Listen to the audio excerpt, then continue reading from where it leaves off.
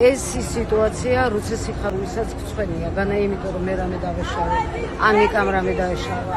უბრალოდ ის როცა გაიაზრე, ჯერ ერთი ყველა თვლიდა, რატომღაც ეგონათ რომ ნიკას გამართლებდნენ არ უნდა თქვა.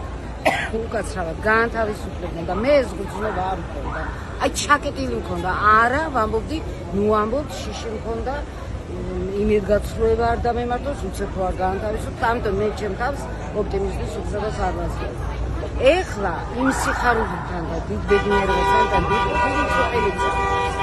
აი მე ჩემში ვხვდები, სხვა დებმა რა ქვია, დებმა, ძმებმა, შვილებს მამები ენად, მაგალითად უკნელას პატარას. გიორგი ეყნოვაშვილზე ვამბობ, მამიკო ენატრება. აი რაღაცნაირი გულისწყება. ისე რომ ამ ჩემს სიხარულს დიდი სევდაც გასდევს. ეს ამას ვიტყოდი.